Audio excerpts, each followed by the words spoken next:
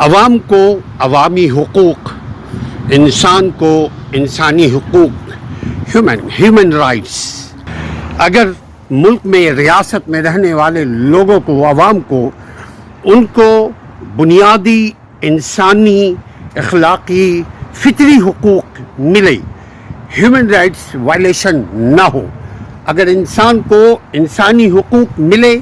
انسان کو freedom of choice, freedom of expression, ہر چیز میں آزادی رائے کا حق عوام کو حاصل ہو، تو وہ عوام ترقی کرتی ہے۔ وہ عوام پھر ان سے بے وفائی کی توقع نہیں کی جاتی، پھر اس عوام کے دلوں میں ریاست کے لیے وفاداری کا عنصر پیدا ہونے لگتا ہے، مضبوط خیالات عوام کے دلوں میں پیدا ہوتی ہے اگر ان کو ان کے تمام حقوق ملے، کسی قسم کی حقوق کے اوپر قدغن نہ ہو۔ غدار کیوں پیدا ہوتے ہیں؟ اسی لیے کہ جب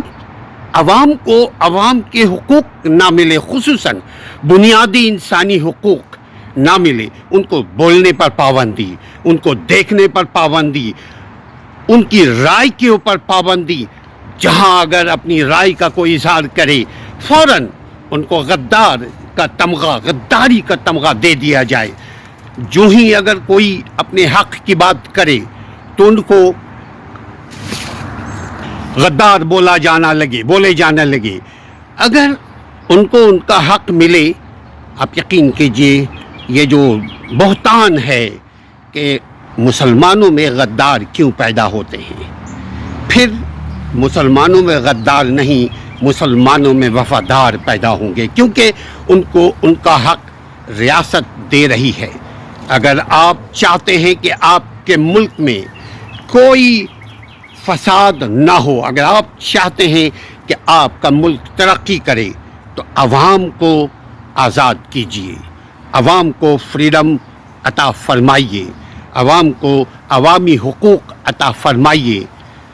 عوام کو انسان سمجھتے ہوئے ان کو ان کا حق دیجیے۔ جب عوام کو عوام کا حق ملے گا تو عوام اپنے حق کو انجوائے کریں گے، ملک سے وفادار ہوں گے، ریاست سے وفادار ہوں گے، نیشن سے وفادار ہوں گے۔ یہی وجہ ہے کہ مغربی دنیا کے لوگ اپنے ملک، اپنے نیشن سے وفادار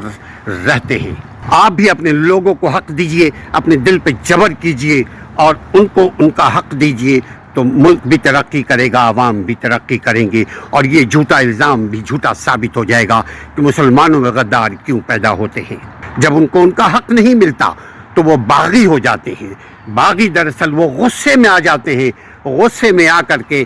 جو غصہ حرام ہے، غصے میں وہ آ کر کوئی بھی اگر عمل کرے تو غصہ دلانے والے کا بھی 50% قصور ہوتا ہے۔ عوام کو عوام کا حق دیا جائے، انسان کو انسان کا حق دیا جائے۔